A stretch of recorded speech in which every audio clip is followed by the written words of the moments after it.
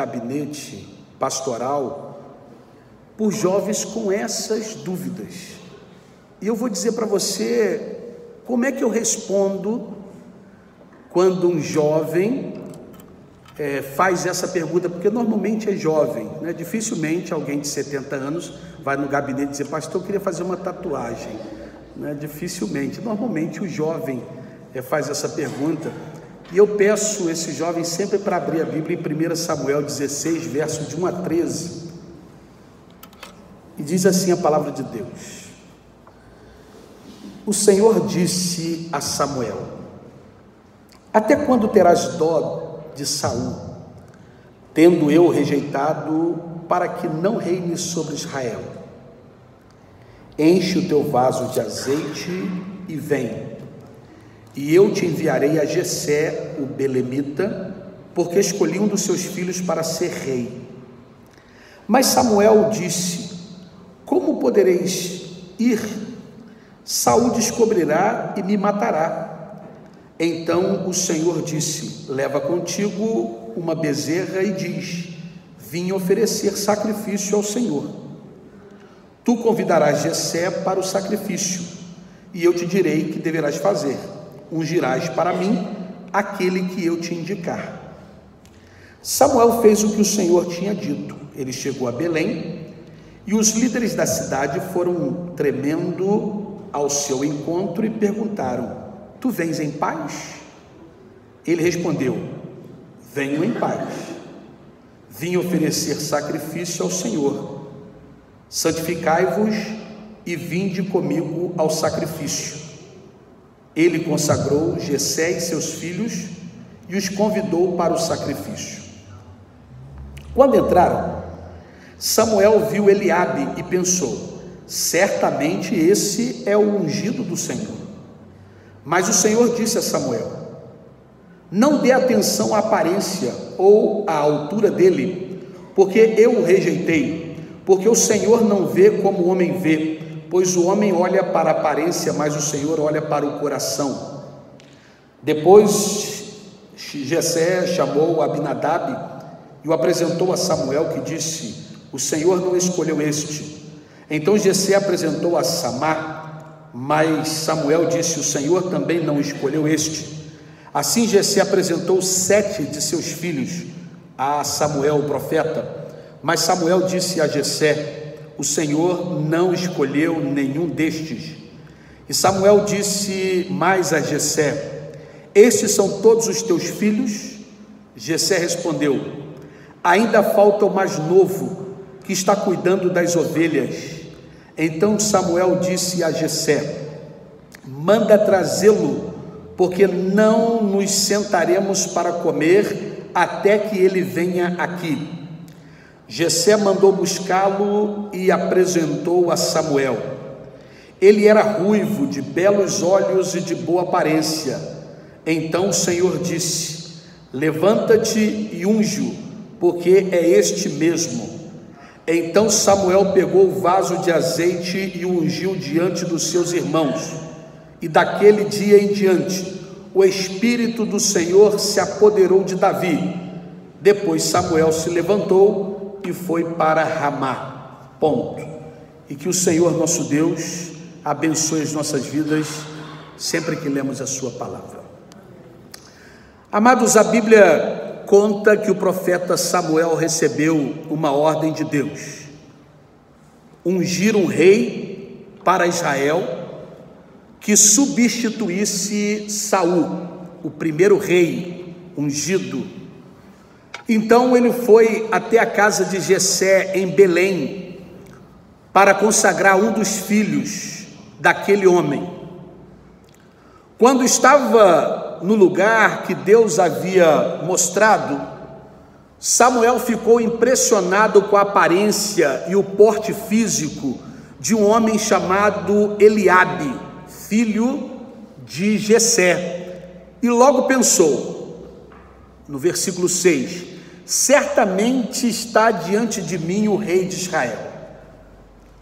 Na mesma hora, quando ele pensa isso, e Deus conhecendo o seu coração, Deus chamou a sua atenção e lhe advertiu: Não atentes para a sua aparência, nem para a altura da sua estatura, porque eu tenho o rejeitado, porque o Senhor não vê como vê o homem, pois o homem vê o que está diante dos olhos, porém o Senhor olha para o coração, diz o verso 7 do texto que nós lemos.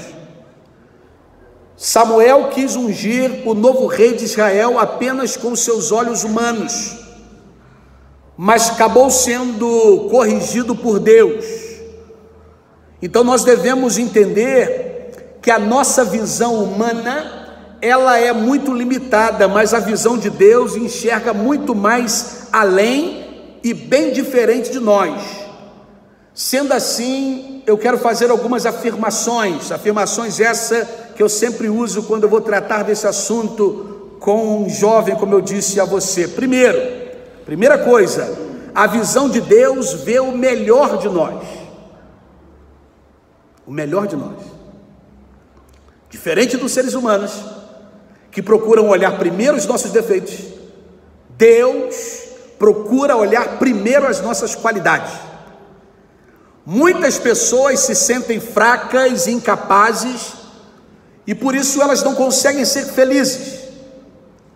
Um dos motivos que nos faz ter uma visão errada de nós mesmos e de outros é que temos muita facilidade em enxergar os nossos defeitos, falhas, fracassos.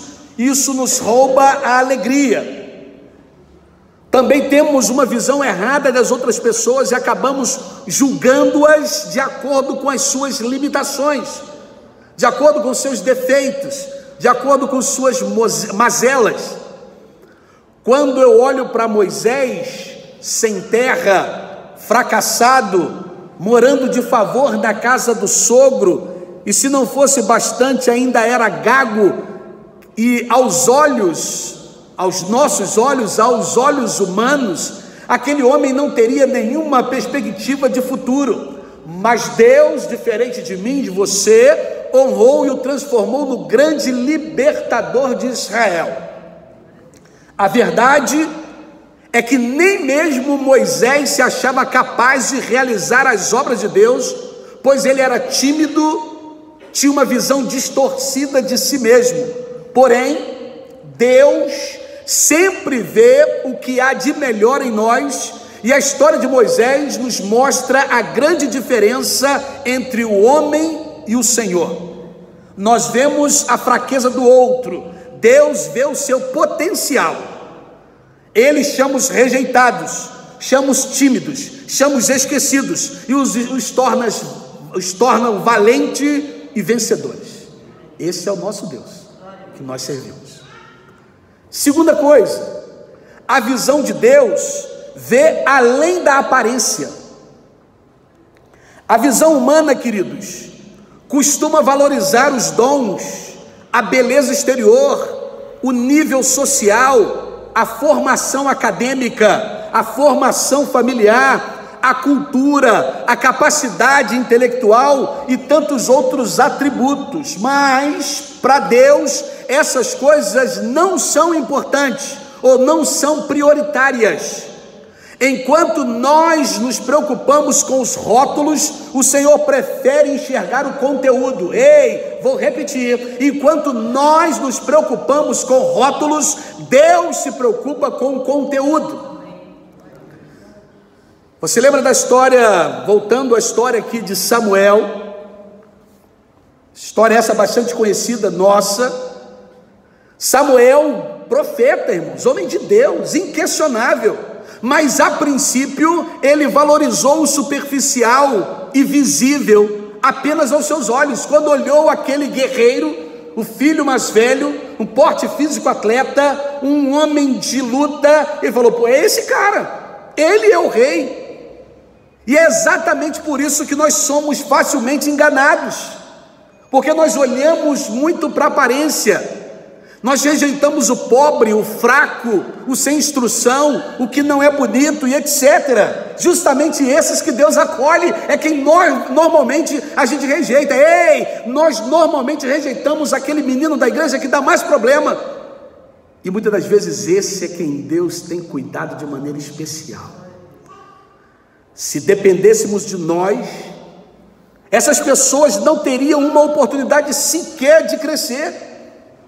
Nós sabemos que Jessé nunca levaria seu filho Davi à presença do profeta Samuel para ser ungido rei dessa nação tão grande e expressiva, porque aos seus olhos, aos olhos do próprio pai Jessé, Davi não era importante, tanto não era importante que estava fazendo um trabalho que era comum aos servos, aos empregados.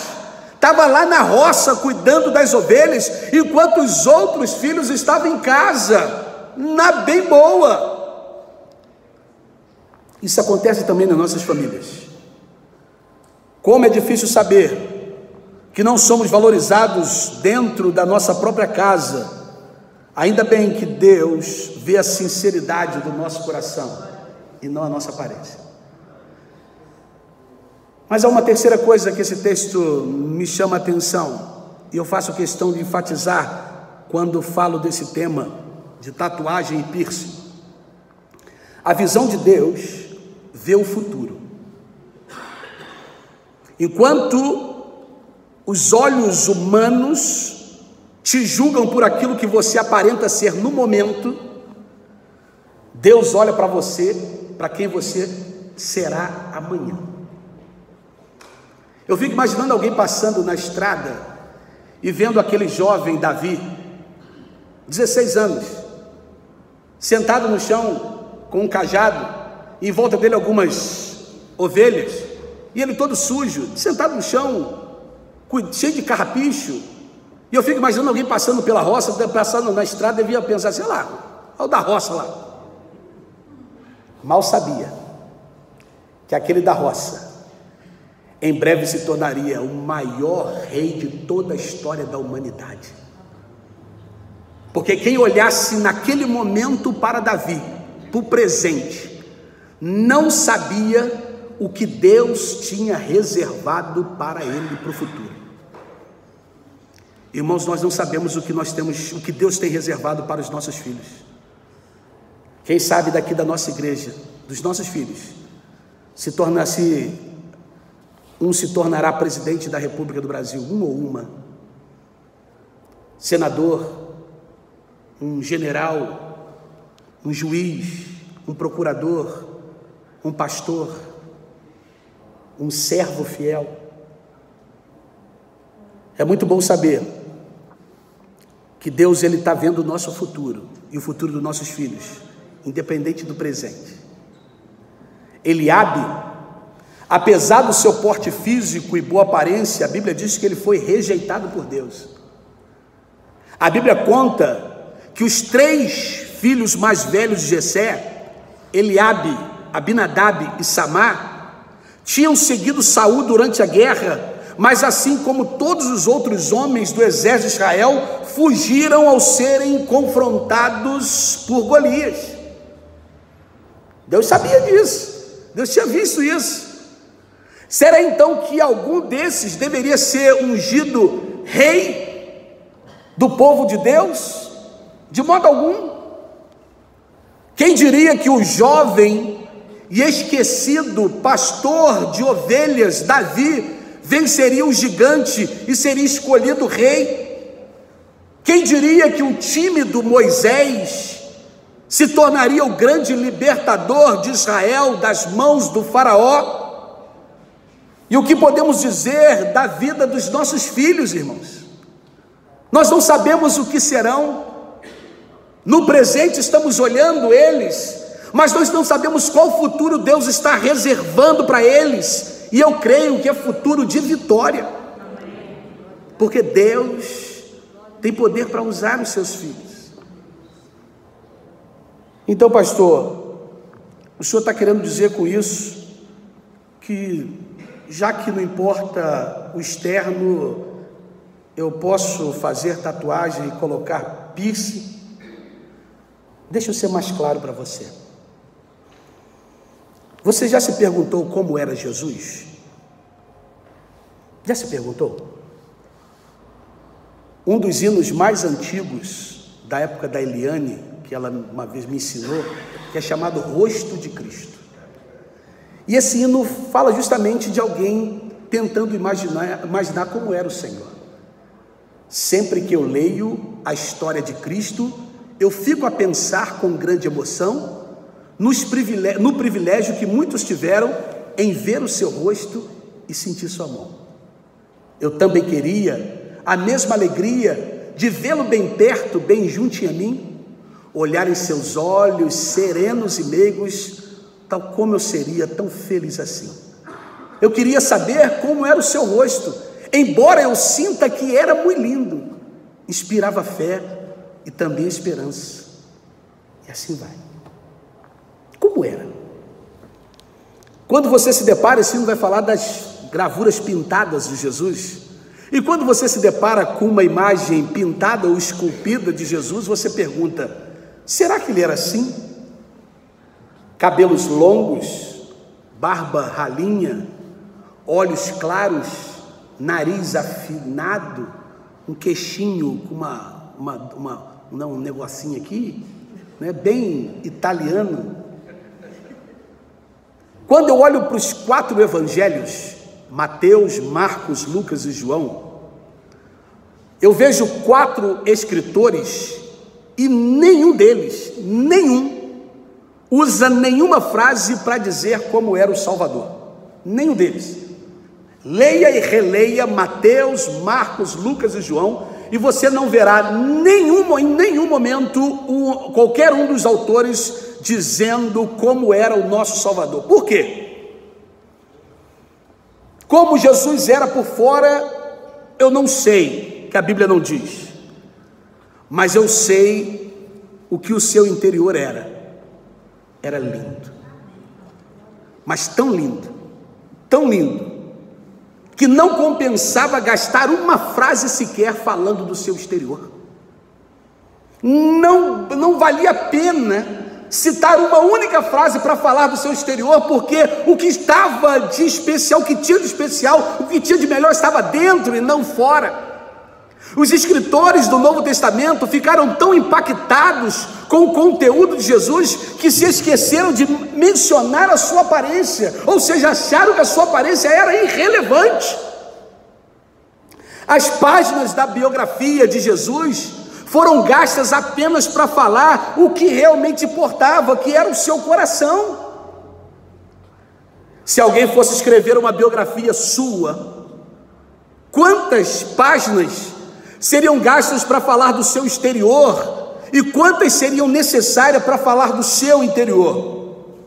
Como você é conhecido? Como as pessoas lembram de você? O cara de roupa bonita, a moça de cabelo vermelho, o menino de boné, a menina com a maquiagem pesada? O que é mais marcante em você? A sua aparência ou o seu interior? Quando alguém olha para você, o que as pessoas dizem ao seu respeito? Olha, normalmente marcam o que está por fora ou o que está dentro. Certa vez eu me peguei com uma dúvida. Por que existem pessoas bonitas e pessoas feias? Fiquei pensando.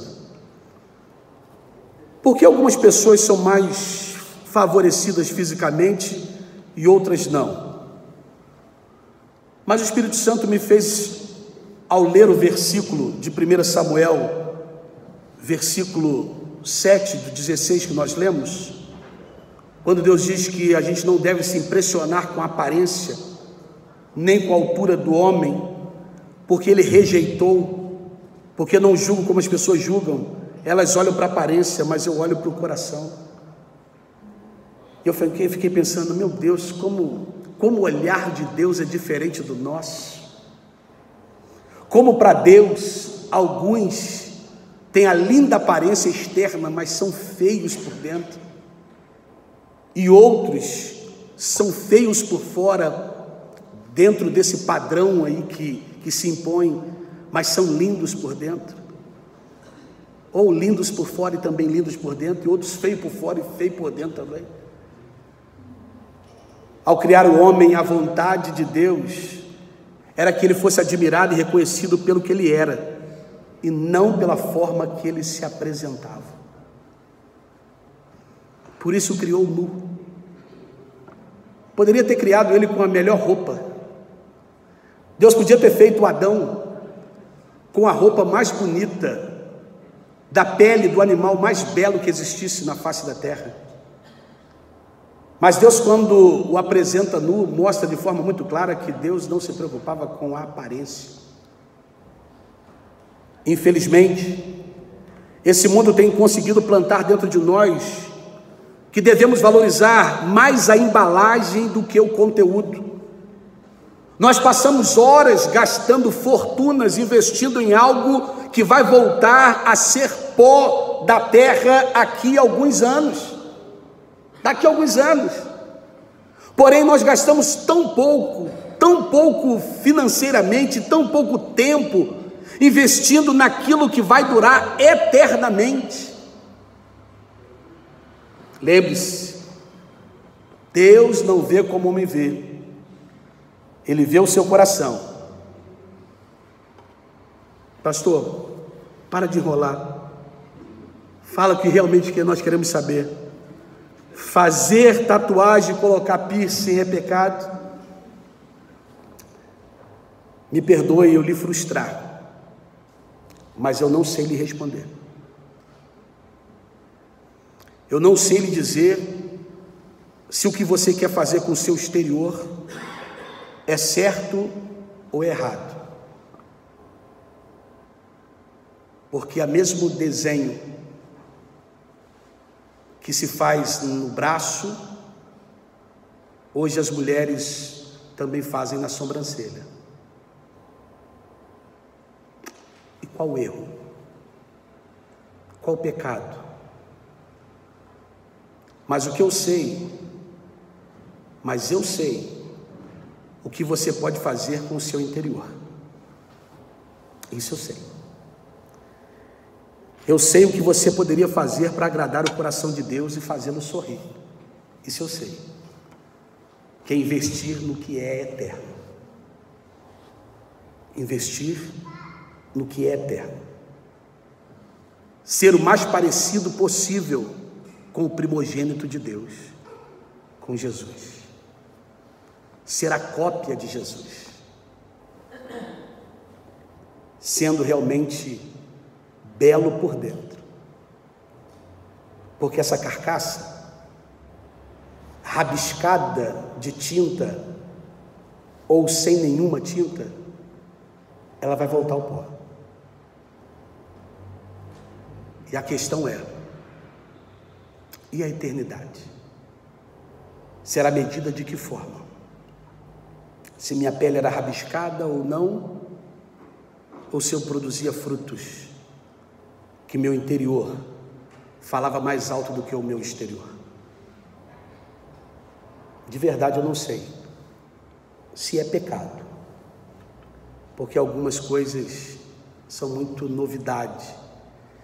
Eu não sei dizer para você se fazer tatuagem ou colocar piercing é pecado.